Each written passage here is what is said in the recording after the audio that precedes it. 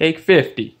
This is my audience. That's my dad, and that's my dog because no one else is here. That's the other dog. That counts for 2. Okay. It's my student ID and my speech.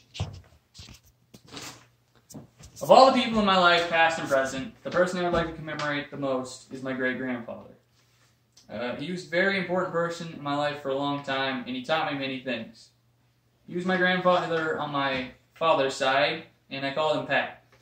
As with most of the family on my dad's side, he lived in Maryland. This made it hard to see him since I lived in Georgia with my family, but we went up to visit often. Whenever we did, I got to spend a lot of time with Pat and Nan, my great-grandmother. Pat was always enjoyable to be around. He told stories to me, my cousin, and my sister that usually involved me rescuing them from Indians. He had a wild imagination. He also liked to sit in his chair and read newspaper and magazine articles with me. They probably weren't very interesting to a 7-year-old, but I just enjoyed spending time with him. We also did a lot of things outside, which were probably the most enjoyable to me. He was a hunter and had beagles that I always enjoyed going to visit in the pens in his backyard. He had given all the dogs names, which I can't recall anymore, except for Weiner. Because he was a hunter, he also had a lot of guns, which I always thought were really cool to look at. And he got me a BB gun and taught me how to shoot it. I remember getting paper plates out of their pantry and making targets to shoot at in the yard. He taught me how to shoot the gun and take care of it properly. He also had a riding lawnmower that he taught me how to operate, and I really enjoyed driving it around the yard sitting on his lap.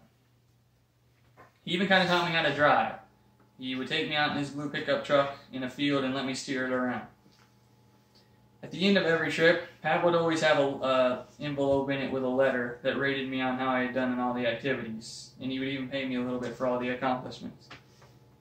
I always looked forward to getting that letter, and it always had a new nickname for me on it. I always enjoyed visiting Nan and Pap's house, and I had a lot of fun whenever I was there. Sadly, Pat passed away in June 2009 when I was only 9 years old. He became sick and bedridden, which was really hard on me. I had just lost my grandmother months before, and I couldn't imagine losing someone else so close to me. My dad and I were in Maryland visiting when we got the news of his death. This was the first and only funeral I've ever been to, and it was a really sad time. I wrote a commemorative speech back then for his funeral.